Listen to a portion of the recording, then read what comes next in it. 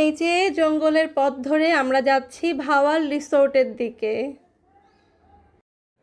নৈসর্গ তখন একটু না, বেশ ভালোই ছোট ছিল, আরও 3 বছর আগের কথা। লিটল পার্কার বাবার সাথে সুইমিং পুলে। আর এরা দুজন তো এই যে ভাওয়াল রিসোর্টে পানির মধ্যে বসে বসে পুরো ধ্যান করছে, মনের যত সুখ দুঃখের গল্প আছে সব করছে।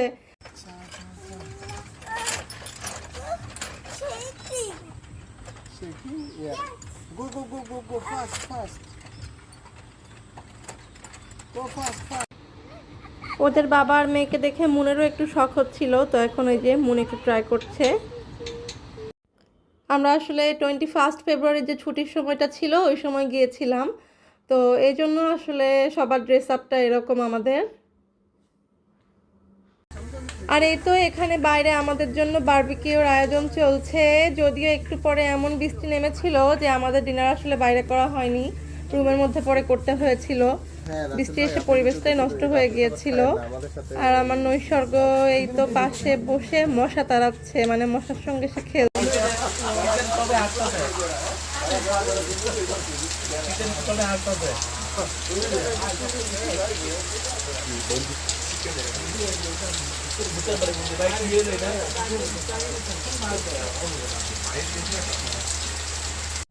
এই যে দেখতেই পাচ্ছেন বৃষ্টিতে আমাদের পুরো সেট আপ নষ্ট হয়ে গিয়েছে, মানে বাইরে যে আমরা সাজিয়ে সুন্দরভাবে ডিনারটা করতাম সবই নষ্ট হয়ে গিয়েছে। কিন্তু এই ঝরে যাওয়া বাগান বিলাসগুলো কি সুন্দর।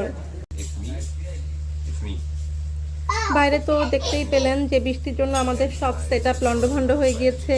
আমরাও সারাদিন অনেক ঘুরেছি, সুইমিং করেছে ওরা, তো আমরা অনেক টায়ার্ড, তাই রুমের মধ্যে বসে সবাই আড্ডা দিচ্ছিলাম। আর লিটল পার্ক আর নৈসর্গ একজন আরেকজনকে অনেক কিছু কোশ্চেন করছিল, ওরা সুন্দর করে অ্যান্সার দিচ্ছিল।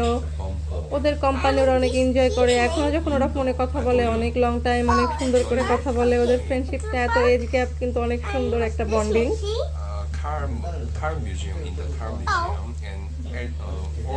আমার বুড়ি তো মাশাআল্লাহ ওই সময় থেকে অনেক বেশি দুষ্টু, অনেক কিউরিয়াস সে সবসময়।